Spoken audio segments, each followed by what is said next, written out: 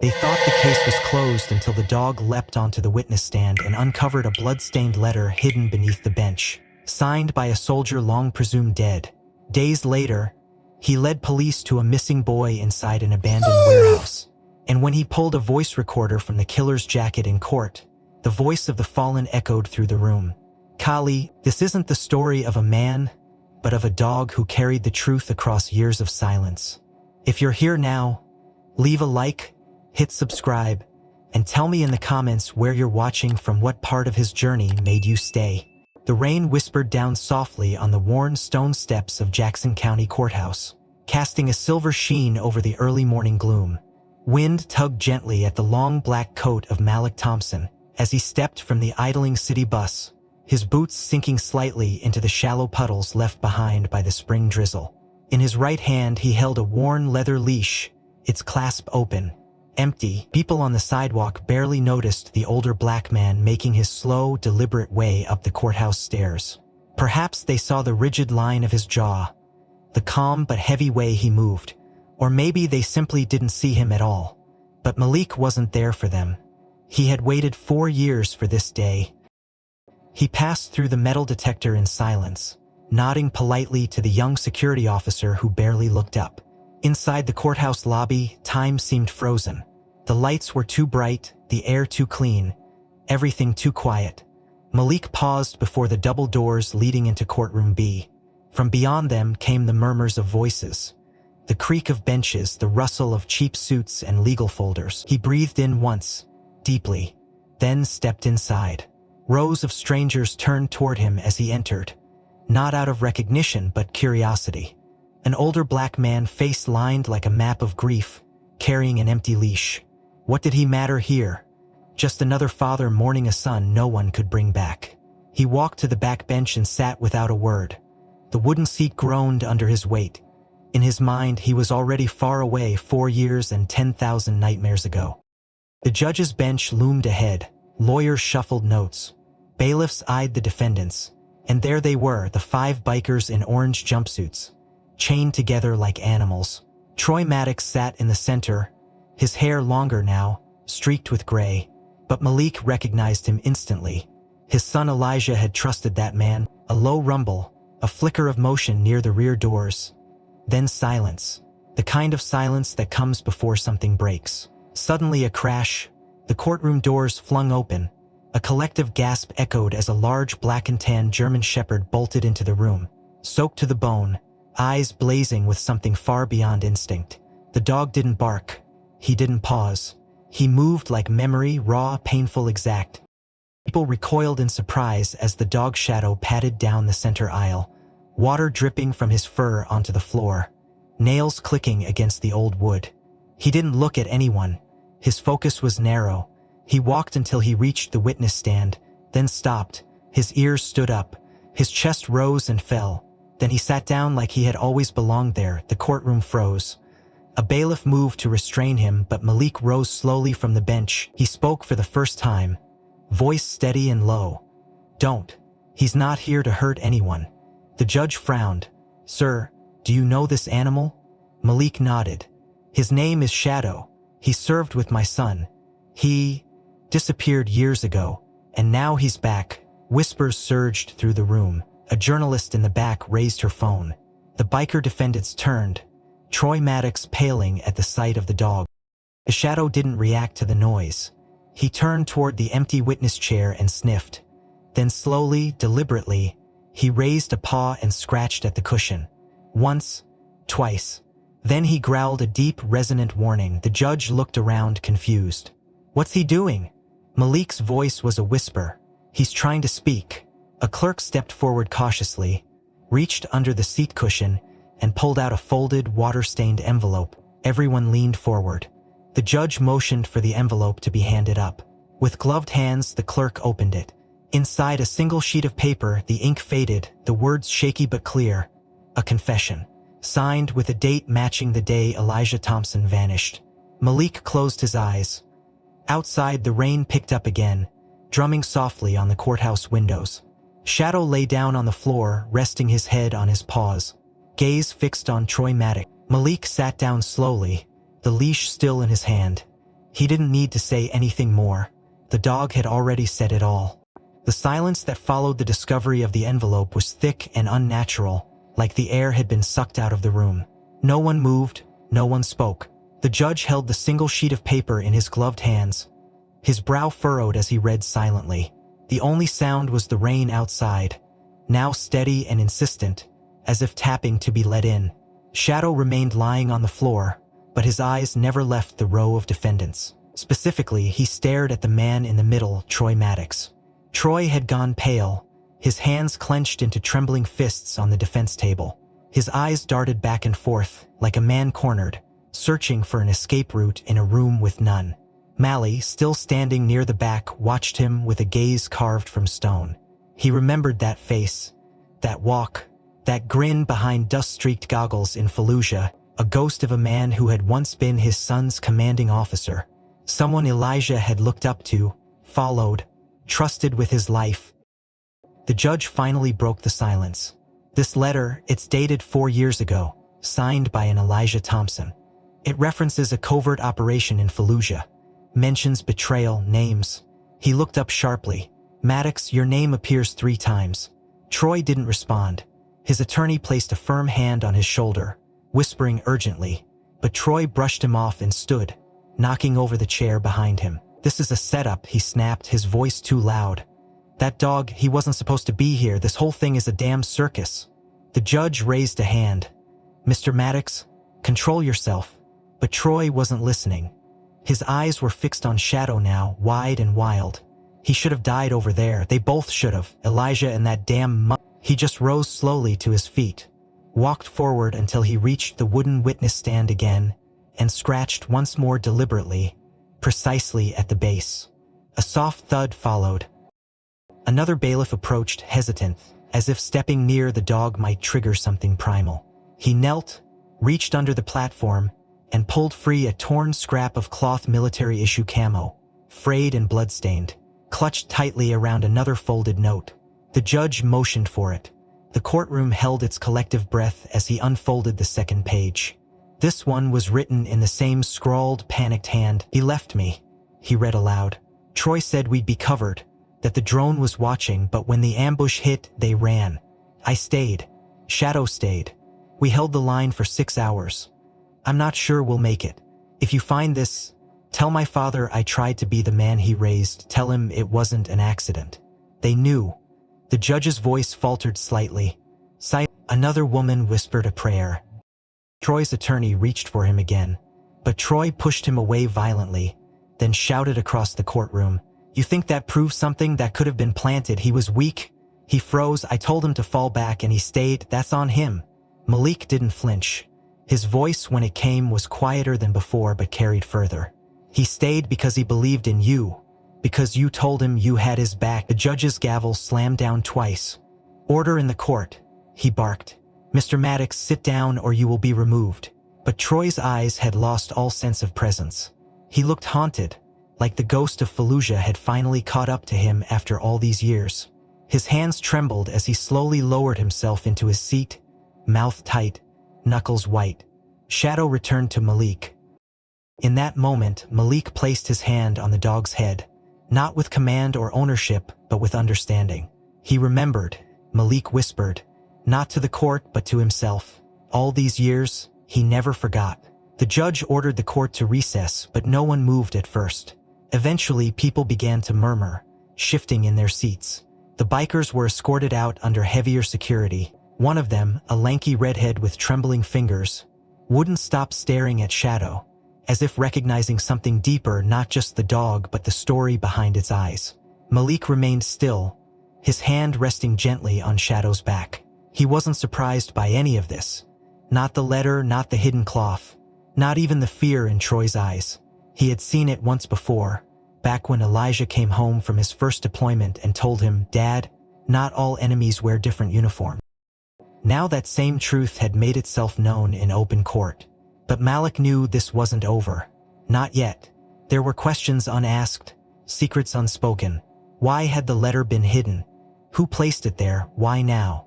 Shadow had more to say. The past was only beginning to unspool, and justice was just beginning to stir. When the court resumed session after recess, the energy in the room was palpably different. Heavier, like the weight of what had just been unearthed refused to settle. People whispered behind hands, eyes flickering toward Malik and Shadow, then toward the defense table where Troy Maddox now sat hunched forward, face pale and jaw clenched, as though trying to swallow a truth he'd long buried. The judge called the court to order once again, his voice firmer now, edged with the kind of solemnity that only comes when justice begins to rise from the dead. "We will resume with the contents of the second envelope," he said, his gaze sweeping the room. "The clerk has submitted an electronic device found wrapped in the fabric beneath the witness stand, a USB drive marked with military code." A technician from the court's evidence team approached, carefully inserting the drive into the courtroom projector system. The screen that usually displayed legal slides flickered briefly, then turned black. For a moment, there was only silence. Then the screen lit up. The footage was grainy, tinted in the eerie green hues of night vision. The image bounced slightly, as if captured by a handheld camera or helmet cam. A date stamp in the corner read, Fallujah FOB 7/19. The sound of wind, of chains, of dogs barking echoed through the speakers. Then the first image stabilized 3 men in tactical gear, standing in front of a metal shipping container. Inside, the silhouette of a dog could be seen chained to a wall. The animal barked, not aggressively but in pain, each movement against the chain scraping metal. One of the men laughed, another nudged the camera toward the dog. "Too soft," a voice muttered. "He doesn't break easy, does he?" The figure to the left stepped forward. He was larger than the others, broader shoulders, and he wore a mask black, featureless. Even before the footage zoomed slightly and caught a glimpse of a tattoo peeking out from under his sleeve, the courtroom had begun to react. "Pause," the judge ordered, his voice sharp. The technician froze the frame. The prosecution attorney stood. "Your Honor, we'd like to call attention to the timestamp and request the witness identify this man." The camera's angle now revealed a clearer view, though the face was obscured. The posture, the gait, even the way he gestured to the others was damning. "Defense, does your client deny being present in this footage?" the judge asked. Troy's lawyer hesitated, full of something bitter. "They were training," he said through gritted teeth, "necessary for combat readiness. They knew what they signed up for." "They?" The prosecutor shot back. "You're referring to the dogs, or the men in your unit?" Malik didn't say anything. He didn't need to. Shadow, seated silently at his side, hadn't moved since the video began, but his eyes were fixed on the screen. His chest rose and fell slowly. He was watching not as an animal but as a witness. And Malik, watching him, saw it.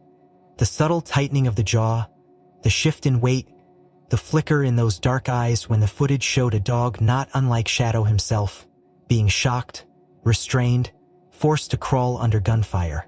Another angle this time, closer. A makeshift ring lit with floodlights, circled by men with tattoos, some wearing partial fatigues, others biker jackets. A dog stood in the center, ribs visible, eyes wild. Someone outside the frame shouted a command. The dog flinched, then charged at a padded decoy. The crowd erupted in cheers. Malik's fists clenched around the edge of the bench. He had seen this before, not exactly this scene, but the result. Elijah had once told him stories of men who crossed lines, who created their own war inside the war. "The enemy's not always over the wall, Dad," he'd said. "Sometimes he sleeps next to you."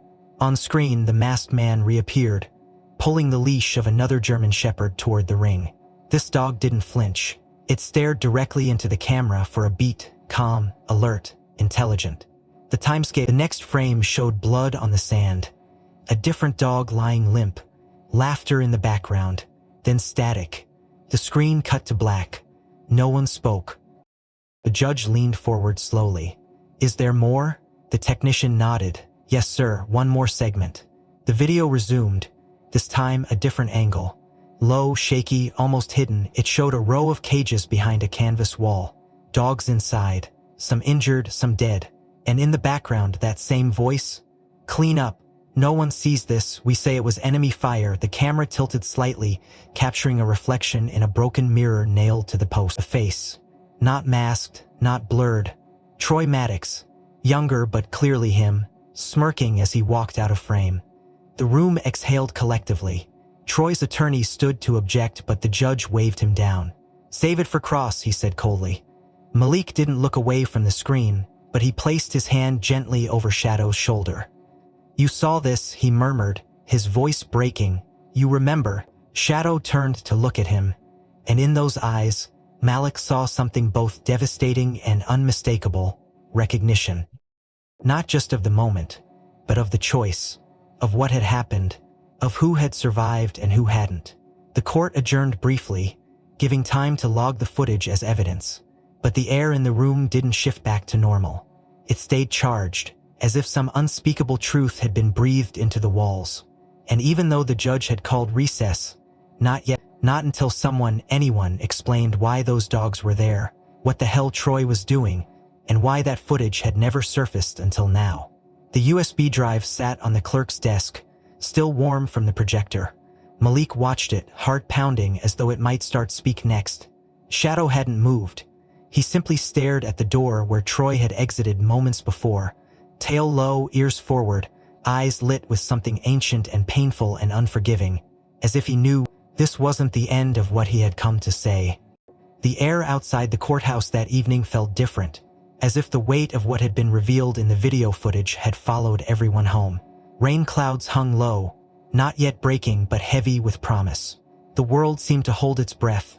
Malik had stayed longer than most, sitting on the bench just outside the building, Shadow lying quietly at his feet, unmoving since the last image disappeared from the projector. Even as the courthouse lights dimmed and the parking lot emptied, neither man nor dog stirred. But when Malik finally rose to go home, Shadow didn't follow. He remained still, gaze pointed toward the horizon as if locked onto something unseen. Malik turned and knelt, whispering softly, "Come on, boy. It's over for today." But Shadow didn't move. He stared. Then, without a sound, he stood tall and padded off into the night. Malik called his name once, then again louder, but the dog had already disappeared into the shadows of the city, blending in like a ghost returned to the battlefield. Malik didn't sleep that night. Not well, anyway. Every creak in the house pulled his attention to the door. Every passing siren made his fingers twitch toward his phone. He waited until dawn broke, gray and brittle, before calling the local canine rescue, the police department, the shelters, anyone who might have seen a German shepherd moving through the dark alone. Nothing.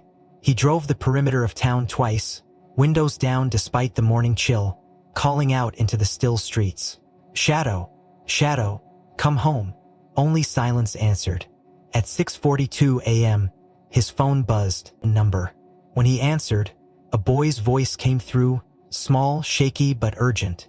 "Are you the man looking for the dog named Shadow?" Malik sat upright in his truck. Yes, I am. Where are you, son?" A pause. Then the boy whispered, "He's with me. He saved me." 35 minutes later, Malik arrived on the outskirts of the industrial district, where a row of abandoned warehouses stood crumbling like forgotten teeth. Police tape hung limp from one of the doors, flapping softly in the wind. A rusted sign above read, "Harlan Distribution Center, closed since 2007. Malik didn't hesitate. He parked crooked, left the engine running, and sprinted toward the source of the barking. There, in front of the third warehouse from the corner, Shadow stood, his body rigid, head raised high, barking rhythmically, insistently. Not frantic, not panicked. Purposeful. Shallow. Malik called, breath catching in his throat. The dog turned briefly, acknowledged him with a flick of the ears, then barked again, this time facing the large steel doors chained shut with a length of cable. Malik approached, noticing now the scratches along the ground, small handprints in the dust, and the faintest smear of red near the lock. He yelled back to the street, waving at the patrol car that had followed him. "Here, we need bolt cutters now." Within minutes, officers had the chain cut, and the doors groaned as they swung open. The smell hit first old oil, mildew, and something sour. Malik stepped inside alongside two officers, flashlights cutting through the dimness. "Clear left," one officer said. "Moving right," said the other. Then, from behind a stack of wooden pallets, a noise soft, almost a whimper, Shadow darted past them, nosing into the gap between crates. His tail wagged once, slowly, then froze. "Got something," the officer murmured. Malik hurried over, heart pounding. There, curled in the corner, was a small boy no older than 10, dirty, shaking, eyes wide with fear and disbelief. His arms were wrapped around Shadow's neck, clutching like his life depended on it. "He's okay," Malik said, gently kneeling. "Hey there, kid. You're safe now." The boy looked up slowly, his voice barely more than a breath. "He found me 3 nights ago. I was scared." Malik swallowed hard. "What's your name?" "Caleb," the boy said. "I've been missing, I don't know how long, I think 3 months. My mom, she tried to hide me from the man that hurt her. But he came anyway." The officers exchanged grim looks. Malik looked at Shadow, who was still pressed against the child protectively, not moving. "He didn't let anyone near me," Caleb continued. "Not even when someone came looking. They had loud voices. He growled and barked until they left. He watched me all night, every night." One of the officers stepped outside to radio it in. Malik placed a hand gently on the boy's shoulder. "He's good at that, watching over people. He used to do it for my son." The boy blinked, then leaned into Shadow, burying his face in the thick fur. The German Shepherd made a low, soft sound. Not quite a growl, not quite a sigh. Something that spoke of tiredness, of having held too much inside. Paramedics arrived minutes later. Caleb was examined, wrapped in a blanket, and placed into the back of the ambulance. But when they tried to coax Shadow away, the dog refused to leave the boy's side. Only when Caleb whispered, "It's okay now. I'll be safe." Did Shadow rise slowly and step back, his eyes still locked on the boy, until the ambulance door closed. Malik stood there, watching it drive off, his heart thudding against his ribs. Questions surged. How had Shadow found the boy? Why this warehouse? Why now? He looked down at the dog, who had once again returned to his side, panting lightly but eyes sharp. Malik knew something deeper was at play. Shadow hadn't just stumbled onto Caleb, he had tracked him, chosen him, the same way he had done for Elijah, the same way he now seemed determined to do for the truth. But Caleb wasn't the only one Shadow had been watching. That warehouse, that location, something about it gnawed at the edges of Malik's mind. Then, the courthouse returned to session the next day, with tension woven into every breath and glance exchanged across the room. The story of Shadow's discovery at the warehouse, and the missing boy he guarded, had already rippled through local news and public conversation like a storm front. But the courtroom itself had become a kind of sacred ground where revelations unfolded not through witnesses or lawyers, but through the actions of a dog who refused to be silenced. Malik sat in the front row this time, no longer a passive presence in the shadows, but a pillar holding a quiet truth in his spine. Shadow was at his feet, calm, motionless, yet entirely alert. He had been that way since returning from the warehouse, as though he were waiting not for orders, but for a precise moment only he could feel coming. Troy Maddox was back in his seat at the defense table, his expression more hardened than ever, though the glint of uncertainty had begun to show around the edges of his demeanor. He no longer looked out at the courtroom defiantly. Instead, his eyes often drifted toward Shadow, and when they did, a flicker of something sharp, panic, recognition, or guilt briefly crossed his features before vanishing beneath a practiced mask. The prosecutor was mid-questioning a witness about Troy's whereabouts during the days surrounding Elijah Thompson's last known transmission. When Shadow suddenly rose, it was not a twitch or accidental movement. It was deliberate, charged, like something within him had switched from stillness to purpose. The judge looked over, surprised, but said nothing. Everyone turned to look. Shadow's gaze locked on Troy, his ears angled forward, body lowering into a slow, tense crouch. Malik noticed immediately. "Shallow," he whispered gently, but the dog didn't break focus. He took 2 steps forward. Then 3. Troy stiffened. "Get that damn dog out of here," he snapped at the bailiff, his voice cracking ever so slightly.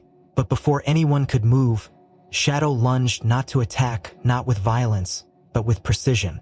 In a single leap he landed squarely against Troy's chest, his front paws pinning the man backward into his chair. Chaos erupted, but not from aggression. Shadow didn't bite or snarl. Instead, his jaws clamped onto Troy's jacket pocket and tugged violently, ripping the fabric. Something small and black tumbled out, bounced once on the floor, and landed with a metallic clink that silenced the room. It was a voice recorder. Troy froze. His attorney swore under his breath. The dog had already stepped away, calmly returning to Malik's side like a soldier completing a mission. The judge stood, expression unreadable. "Secure that device," he ordered. The prosecutor picked it up, examined it quickly, then held it toward the technician. "Let's hear it," the judge said, his voice low. The speakers crackled. Static. Then a voice.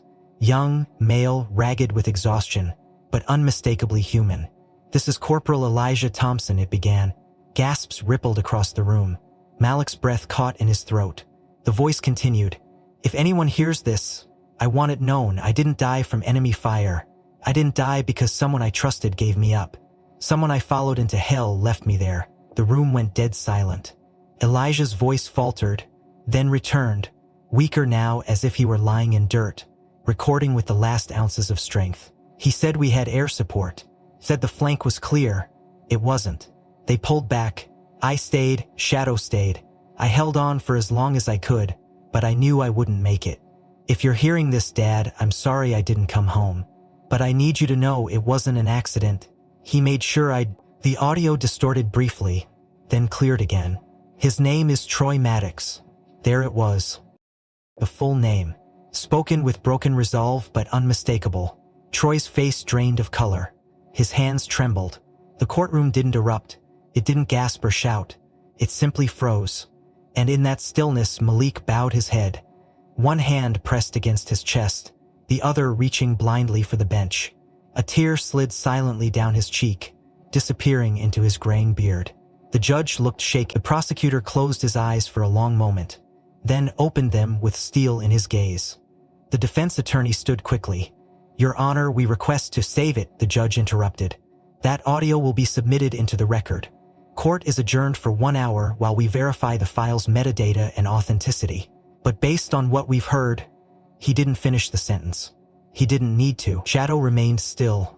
Not triumphant, not tense, just watchful. Malik placed his hand gently over the dog's back. "You carried him," he whispered, "all this time."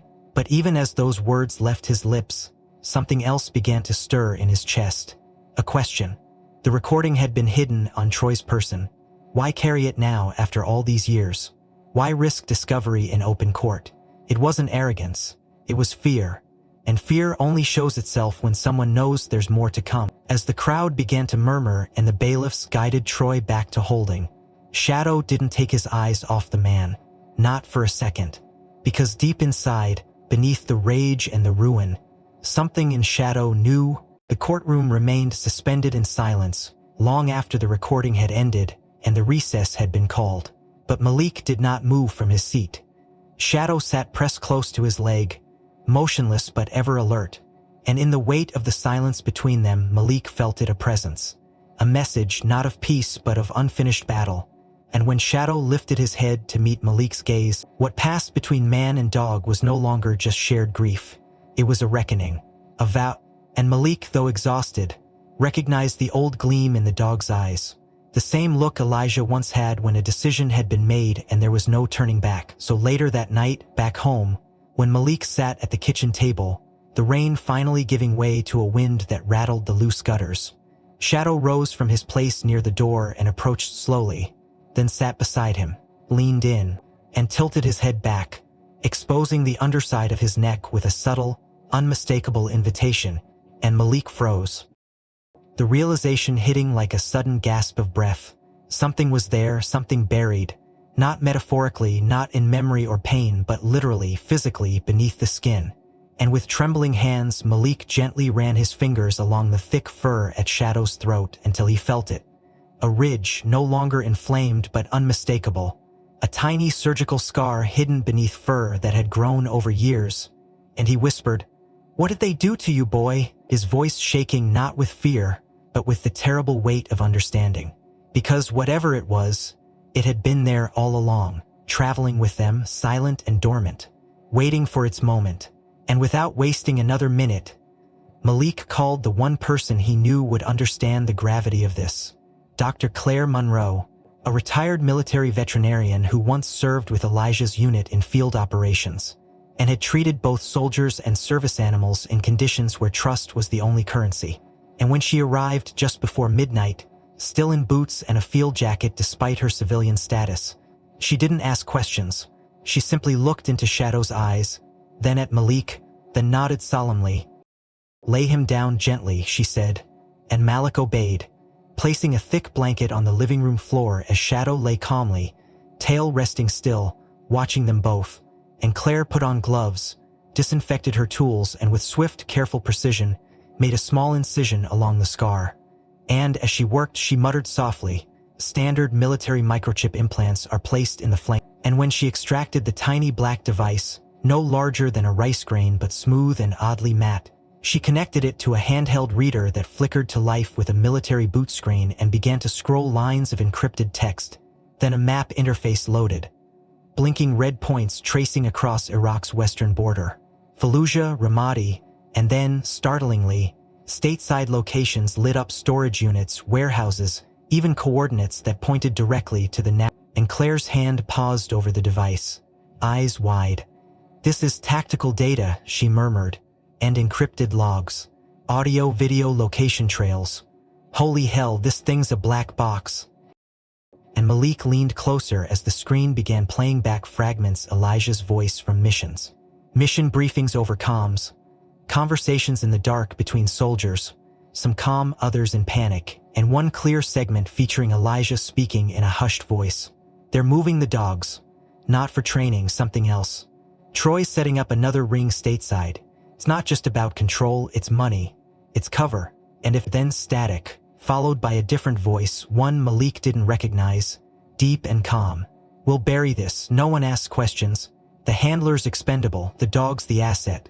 And Claire stiffened at that, jaw tightening. "He knew," she whispered. "Your son knew what they were doing and they silenced him, but they forgot one thing." She looked down at Shadow, who was now watching her. "They forgot the dog survived." And Malik sat back, overcome, because the realization was staggering. Shadow had not only survived a deadly ambush, he had carried within him the last testimony of Elijah, the actual data no one had ever been meant to find. And he had done it silently, for years, waiting, guarding, moving through a world that had no idea it was standing beside living evidence. And Claire stood, pacing now, the device in hand. "This is enough to open an entirely different case file," she said. "And if what's on here connects to those coordinates, we're looking at an operation that never shut down." Malik nodded slowly, the room spinning as past and present collapsed into each other. The image of the boy in the warehouse resurfacing, the maps, the names, the voice that said handlers expendable, and he realized with sick clarity that Troy wasn't acting alone. And perhaps wasn't even the top of the chain, he had simply been the one exposed first. And there were others, hidden behind layers of fake names, military contracts, shadow budget, people who had kept the operation breathing long after it should have been buried. And Shadow, lying calmly in the center of the room, seemed to sense the shift in energy, the way everyone's pulse quickened. And when Malik looked into those deep, dark eyes again, he saw no fear, only a quiet readiness. As if to say, "We're not done yet." The courtroom on the following morning buzzed with restrained anticipation. Not the kind born of curiosity, but the quiet tension that rises when people realize they are no longer witnessing a trial, they are witnessing the unraveling of a system. And when the doors opened, and Malik stepped in with Shadow at his side, the entire chamber seemed to tilt toward them, as if pulled by the gravity of what they carried. And though Shadow walked without a leash, who had seen enough now to know this animal moved not on command, but on purpose. The judge entered moments later, face drawn tight with the weight of the evidence now under review, especially the encrypted data extracted from the chip within Shadow's neck. And after the oath was given and seats were taken, the prosecutor stood and said plainly, "Your Honor, we would like to introduce a new witness, previously unidentified but whose name appears multiple times in the metadata attached to the recovered microchip." The judge nodded. "Proceed."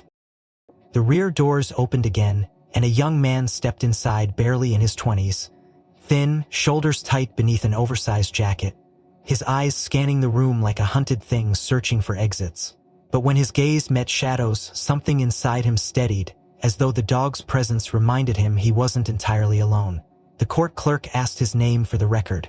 "Private Mason Vega," he replied, voice fairly above a whisper. The prosecutor leaned forward. Mr. Vega, according to the data found on the device embedded in this canine's body, you were present at FOB 7 in Fallujah during the same operations that involved Corporal Elijah Thompson and the defendant, Troy Maddox. Is that correct? Mason nodded. Yes, sir. And you were listed as missing on an internal document filed 3 weeks after the Fallujah mission. Can you tell us why? Mason exhaled, trembling slightly. Because I ran. I was supposed to disappear, but not how they planned. Explain, the prosecutor said gently. Mason glanced toward Troy, then back at the judge. He was fresh, only a few months in. I got pulled into something I didn't understand. There was this ring, not just training, dogs being used for off-book things, fights, transfers, black market sales. But they didn't want anyone keeping records, so they had us sign NDAs, ones that weren't legal, just threats dressed up like paperwork. The courtroom was frozen now. Even the defense table had gone still. Horseman kill a dog. Said it was too weak. I saw him fake a malfunction in the equipment to cover up how Elijah got pinned. And when Elijah found out more, when he started saving backups, they marked him. I overheard it. They said he was going to be a liability, a loose end. The prosecutor's voice tightened. Did you say anything then? No, Mason admitted, voice cracking. I was scared. Troy, he cornered me, said if I testified no one would ever find me. He said he'd make it look like I went AWOL. Then one night I heard movement near my tent. I was drugged. When I came to, I was tied up outside the perimeter. I don't know how long I was there. But I remember the dog. What dog? Shadow, Mason said. He found me, untied me, led me through the ravine back to the supply truck. He never left my side. I kept low for months after that, hid out in old military shelters, used burner phones. But I kept everything I had. Audio Elijah gave me, logs, even a list of names. I couldn't delete them. I couldn't pretend it never happened. The judge leaned forward, eyes narrowed. You're saying you possess corroborating evidence of coordinated criminal activity involving the defendant, including obstruction of justice and conspiracy to commit murder? Yes, Your Honor, Mason replied, his voice to the prosecutor's office this morning. They matched the chip. The room remained eerily quiet. No one dared speak. The judge glanced toward the clerk, then to the prosecutor. Is this true? The prosecutor nodded. The files confirm encrypted segments we decrypted overnight. Mason Vega's name appears on 16 distinct records. The log entries include time-stamped coordinates, voice memos from Elijah, and internal memos signed by Maddox. The judge sat back. In that case, I am formally elevating the charges against. This trial is no longer a matter of individual assault or negligence. It is now a criminal investigation into conspiracy to commit murder, tampering with evidence, and organized illegal operations involving military personnel and federal resources. Gasps erupted, but the gavel slammed once hard. Silence. Troy Maddox didn't react at first. He sat like a man whose skeleton had been quietly removed, head bowed, breath shallow. But when Shadow rose to his feet and turned to face him, something broke. Troy looked up, face pale, lips trembling. I didn't mean for it to go that far, he mumbled. They said he was making it complicated. He was going to leak it all. Malik stood slowly, not in anger but in gravity, as if drawn upward by something undeniable. He looked at Troy, then at Mason, then down at Shadow, who remained still. It wasn't complicated, Malik said. He was doing the right thing. Mason's hands gripped the edge of the witness stand, knuckles white. He died for it, he said, voice cracking. And I've lived with that silence for years. But I'm done hiding. The judge nodded slowly. So are we. He banged the gavel once more. We will reconvene this trial under amended charges. I am ordering federal review and opening an inquiry into all known associates of the defendant connected to the Redstone and FOB 7 incidents. Bail is revoked. This court is not blind anymore. Shadow sat down, tail still, ears forward. The courtroom didn't cheer. It didn't clap. It simply exhaled collectively, as if permission had finally been granted to breathe truth into the space where lies once festered. Malik reached down, hand resting on Shadow's shoulder. The dog leaned in, just slightly enough to say, "This isn't finished yet," because they both knew truth wasn't justice. Not yet. By the time the court reconvened the following week, The media presence outside the Jackson County Courthouse had transformed the street into a swarm of lenses, microphones, and murmured questions. But inside the walls of that heavy wooden courtroom, something entirely different hung in the air: reverence. A hush that came not from orders but from instinct, the kind that filled churches before eulogies and battlefields before final charges. And as the crowd settled and the judge returned to the bench, the case now formally shifted from criminal negligence to organized federal conspiracy. The courtroom doors opened one final time to allow Malik Thompson to step forward, not as a grieving father or quiet observer, but as a man prepared to speak for those who never could again. And when he took his place at the center podium, every voice stilled. Even the clattering keys of the stenographer paused for a second too long, and then, beside him, not leashed or commanded, but by choice, Shadow lay down at his feet, his head resting gently against Malik's boot, tail unmoving, ears relaxed, not alert as before, but present, listening, waiting. The judge cleared his throat. "Mr. Thompson," he said gently, "you've requested to speak before closing statements?" Malik nodded. "Yes, Your Honor," the judge gestured. "You may proceed." Malik took a breath, not shallow, not rushed, but slow, as if every word he was about to say had been aged inside him for years, and was only now ready to be poured. "I buried my son without a body," he began, his voice steady but weighted with sorrow. "The military gave me a flag, a letter, a summary, but they never gave me the truth." He looked out over the room, his gaze sweeping across rows of silent jurors, officers, even Troy Maddox, who now sat sunken into his chair like a man waiting to drown. "For 4 years," Malik continued, "I asked questions. For 4 years they told me to let it go, that Elijah had died a soldier's death, that was a lie." His hand drifted instinctively to the back of Shadow's neck, fingers resting gently over the scar now stitched and healing. "The stalk," Malik said, "was with my son, in that hell. He survived when no one else did. He carried the things no one else dared to. In his silence he brought forth voices, truth, memory." He paused, looking down at Shadow, who hadn't moved. "I lost my son," Malik said, softer now, "and when I did, I lost the sound of his voice, the rhythm of his footsteps in our house, the way he laughed when I told him his mother's recipes were better than MRE's. I lost all of that, and I thought I lost my ability to speak with it. Because when grief stays long enough, it stops being pain, it becomes silence." He turned back to the courtroom, standing taller now. "But this dog," he said again, "this dog refused silence. He barked at injustice. He uncovered lies hidden in court benches.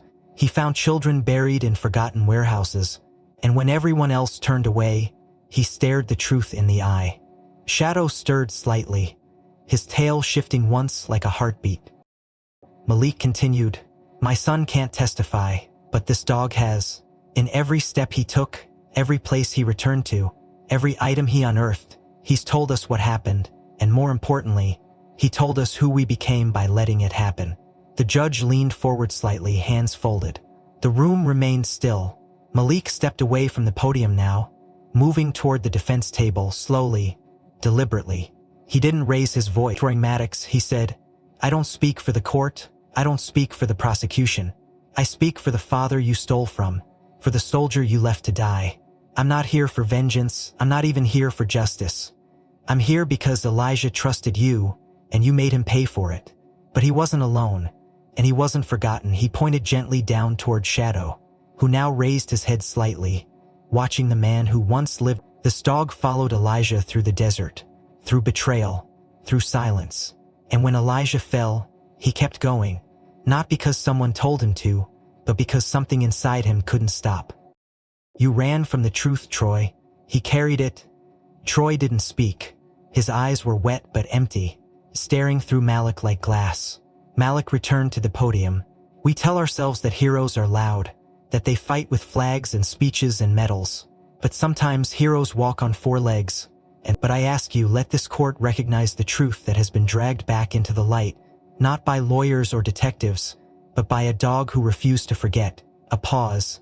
Then, "My son is gone, and with him I lost my voice. But this dog..." The judge sat back, visibly moved, and for a moment it seemed no one would speak again. But as the silence lingered, the court reporter's hands resumed their typing, and the wheels of the system creaked forward, slowly, inevitably. In that moment, something shifted, not loud, not grand, but enough. Recognition did not come in the form of ceremony, but in the way eyes softened around the room, the way heads dipped slightly toward Shadow, toward Malik, as if acknowledging not only the testimony that had just been delivered but the witness who had delivered it. Then, from the back of the room, the clerk rose and whispered something to the bailiff, who turned to the judge with a note. The judge read it, eyes narrowing slightly. "We've just received new material," he said. "Intercepted documents from a secure channel flagged during the federal review. It appears the cover-up extended further than previously thought." The courtroom held its breath in the minutes that followed the clerk's whisper and the judge's quiet announcement. For what had begun as a singular criminal trial had evolved into a reckoning, a slow-burning revelation that exposed not just the culpability of one man, but the rot that had spread far beneath the surface. And as the judge reviewed the newly submitted documents, intercepted communications from Redstone's off-book satellite office, memos that named more than just Troy Maddox, that implicated multiple contractors, senior officers, and even a few federal auditors, the air seemed to thin, as if the very walls themselves strained to contain what was now undeniable. And yet through it all, Shadow remained unmoving at Malik's side, his head lowered, body still, as if sensing that this battle, so long fought in silence and instinct, was nearing his final chapter. And when the judge finally removed his reading glasses and set the papers down with care, every person in the room leaned forward a fraction, sensing the moment approaching like a storm building just beyond the frame. In light of the overwhelming evidence, the judge began, his voice deep, solemn, measured, and in acknowledgement of both this court's findings and the federal inquiry now underway. This court formally finds the defendant, Troy Maddox, guilty on all charges: conspiracy to commit murder, obstruction of justice, illegal trafficking of military assets, and perjury under oath. A shiver passed through the room, yet no one spoke, no one clapped. Given the weight of these crimes and the irreparable harm done to both individuals and institutions, this court sentences the defendant to life in federal prison without the possibility of parole. The gavel came down once, a single resonant echo, then silence. No cheers, no relief, just stillness, the kind that follows a war where victory feels like exhaustion more than triumph. Troy sat slumped, lips pressed together, eyes unfocused, a man unmoored from every lie he'd built a life upon. His lawyer said nothing. There were no appeals, no pleas, only the rustle of paper, the distant hum of fluorescent lights, and the faint thump of a heartbeat shared between Malik and the dog beside him. Then, after a long moment, Shadow shifted. He rose slowly, stretching his front paws before settling once more beside Malik. Then, in one fluid motion, he nudged Malik's elbow, tilted his head, and gently licked the back of the man's hand. It wasn't theatrical, it wasn't loud, but it was everything. The room exhaled. First one person stood, an elderly woman from the back bench. Then another, a soldier in uniform, spine stiff but eyes wet. Then a young court officer, his voice cracked but steady, clapping his hands together once, twice. Then others joined, until the entire courtroom was on its feet, applauding not for vengeance, not for spectacle, but for a creature that had borne the truth on 4 legs through hell, and brought it home without a single word. Malik didn't rise. He remained seated, overwhelmed, his hands still outstretched as Shadow rested his head beneath it. For a moment he closed his eyes.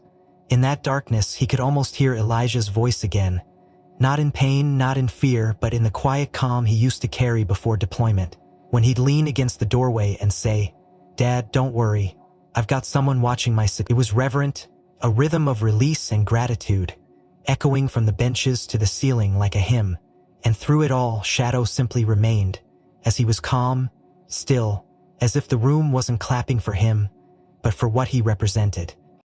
For loyalty that didn't break, for memory that never faded, for the soldier he had followed into fire, and the man he had returned to when all else was ash. The judge stood but did not gavel the room to order. Instead, he allowed the applause to ride its natural course, until finally the room quieted once again, Softer now, quieter. A sacred hush after the roar. The bailiffs approached Troy, who rose mechanically, hands bound, led through the side door. Malik finally stood. He didn't speak, didn't need to. He simply looked down at Shadow, nodded once, and they turned together, walking back down the aisle not as victims or survivors, but as truth-bearers. The crowd parted without instruction. Reporters in the hall lowered their cameras. Veterans saluted. And somewhere behind them, someone whispered, "That dog carried the soul of a soldier all the way home." But Malik didn't turn. He walked forward, his gait slow, strong, purposeful. Shadow matching him step for step. No leash between them, no command given. Only a bond that could never be replicated, only understood. Outside, the late afternoon light had softened. The wind had quieted.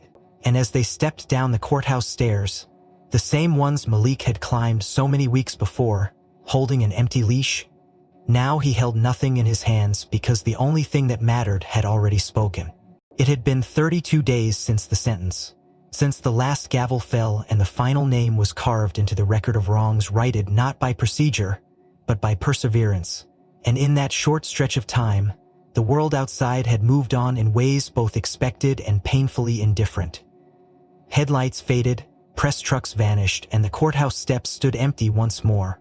But for Malik Thompson, the quiet that followed was not one of peace, but of a different kind of service. And so he packed up the small home he'd once shared with a family now only alive in memory, and drove north, far into the folds of the Appalachian Ridge, where cell towers grew sparse, and the land remembered stillness, the way city streets never could.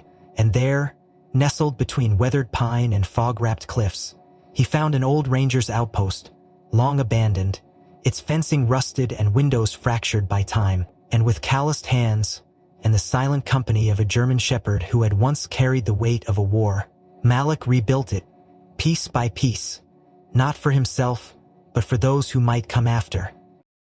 The cabin walls rose first, followed by a single flagpole, then a fence rebuilt not to keep danger out, but to keep purpose in. And by the time the first snow dusted the edges of the trail, Malik had already welcomed the first 2 children, or fragile neglect, foster systems that failed, parents who vanished into drugs or prisons or nowhere at all, and they arrived with nothing but duffel bags and stares too old for their years. But Shadow met each of them at the gate, nose low, tail slow, a guardian who didn't ask for trust but earned it through quiet consistency. Malik taught them structure not through commands but through rhythm. Chores that built self-respect, drills that emphasized presence not punishment. And on weekends they hiked together through the canyons and ravines, Malik with his pack, the children trailing behind, and Shadow at the lead, nose to the wind, ears twitching with every shift in the wood. They learned to listen not just to orders, but to silence, to instinct, to each other. Around the fire at night, Malik shared stories, never beginning with "once upon a time," but always real, grounded, sometimes painful. He spoke of loyalty as a compass, of betrayal as a shadow that never quite disappeared, and of love as something worth fighting for, even if it meant losing everything else. And always, always, he spoke of Elijah not as a martyr, not as a soldier, but as a boy who once asked his father how to be brave, and who later showed the world the answer. The children listened. Shadow lay beside the fire, his body a rhythm of breath and patience, his eyes closing only when he was certain no one needed him awake. One morning, early in March, Malik took Shadow back to the place he hadn't been in over a year, Greenwood Veterans Cemetery, the hill above the valley, where rows of white stone glimmered under the rising sun. And there, at the far end beneath an oak tree that bent slightly as if bowing, lay the headstone marked Elijah T. Thompson CPL, USMC, beloved son. And without command or hesitation, Shadow walked ahead, paused beside the grave, and slowly laid down, curling his body against the stone, resting one paw gently atop its base. Malik stood behind him, silent, watching, hands tucked into his jacket, breath misting in the early air. He didn't cry. He didn't speak, but his chest ached with the fullness of something sacred and raw. He pulled from his bag a small frame and placed it in the soil beside the stone, anchoring it upright with care. Inside was a photograph taken the week after the trial, captured by one of the kids with an old Polaroid they'd found in the attic. In the image, Shadow lay at Elijah's grave, paw outstretched, his eyes half closed, the wind tugging at his fur. Below the image, printed in careful black ink, were the words, "You didn't need to speak. I still heard." Malik stepped back, hands at his sides. Shadow rose, shook the dew from his coat, and returned to his side. Together they left the hill. Back at the outpost, a new boy had arrived. Younger than the others, skittish, barely speaking. Malik watched as Shadow approached the child slowly, then sat beside him without expectation, simply present, and the boy, after long hesitation, placed a hand on Shadow's back. It wasn't much, but it was everything. That evening, Malik wrote in a notebook he kept near his bedside. A quiet ritual he'd started since the trial ended, not journal entries, not exactly, but fragments of thought, of memory. Letters to Elijah he knew would never be mailed. He wrote, "Some dogs bark, some fight, but the rare ones, they listen, they hold things in their chest until the world is ready to hear them. And when they speak, it changes everything." He closed the notebook, placed it beside a worn picture frame of Elijah in uniform, Shadow beside him as a younger, smaller pup. Outside, the wind moved through the pines. Inside, the fire glowed steady. Malik leaned back, eyes drifting toward sleep. Shadow curled nearby, his chest rising, and in the silence there was peace. Not complete, not perfect, but enough. The kind of peace earned not through verdicts, but through truth told at last. And in the morning they would rise again, not to fight but to teach, to build, to carry forward a name no longer whispered in pain, but spoken aloud with honor. Elijah, still present, still heard. If this story moved you, take a moment to like and subscribe. It helps more than you know. Which part of the story hit you the hardest? Was it when Shadow returned to the courtroom, or when he laid at Elijah's grave one last time? Tell me where you're watching from and share your favorite moment in the comments. I'd love to hear what stayed with you.